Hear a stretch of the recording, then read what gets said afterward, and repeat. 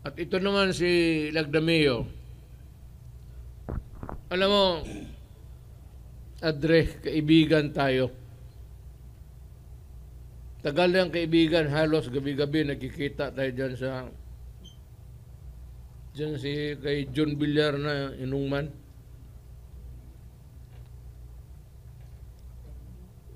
Do not try to be, yung DILG should be the one to resolve, to investigate, or to look into a matter concerning local government. Ikaw dito na sa Secretary of Justice ka, do not demean yourself.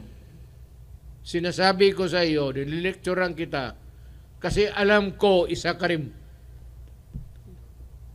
Alam ko wala kang alam. Umakyat kayo dyan sa Malacanang. Wala kayong alam lahat. Puro bangag.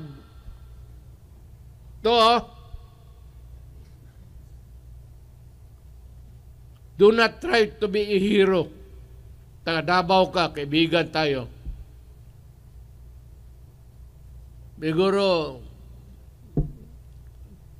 may utang na loob pa ako sa iyo. But when it comes to my country and you guys, huwag kayong basta-basta pupunta ng mga probinsya, pati ito, mag-demand kayo na ganun.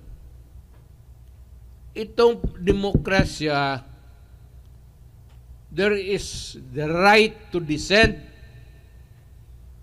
Kung ayaw ninyo o ayaw nila, ay maglaro tayo. Kung hindi, aabot tayo sa batas. Lagdameo, huwag mo akong pilitin. Kayo ni Bongbong, magbarkada kayo. Alam ko yan. Huwag mo akong pilitin na bubuga ako dito na masaktan kayo lahat. Kayo, anong alam mo? Aral ka sa London School of Economics? Anong alam mo sa politika? Anong alam mo sa damdam ng isang mayaman kayo, umakyat kayo diyan? Wala kayong alam kung sino ang Pilipino at ano ang Pilipino. So, do not be a smart ass. Kasi pag hindi, lecturean ko kayo araw-araw. Kasi ang edukasyon ko pang Pilipinas. Kayo, mamayaman, anong alam mo? Pakantahin kita ng Bayang Maguilo. Sige daw. Lahat. Ako'y Pilipino. Sige. Alam ko wala. Sigurado yan. Anak kayo ng mga mayaman. Apo ka ni Florendo.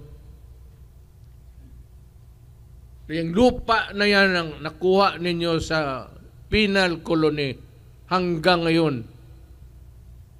Nasa inyo pa rin yan. Hindi inyo yan, sa gobyerno yan. Dapat itapos at yung lupa na yan ibigay sa mga tao. Dapat na land reform na yan, ang laki-laki ng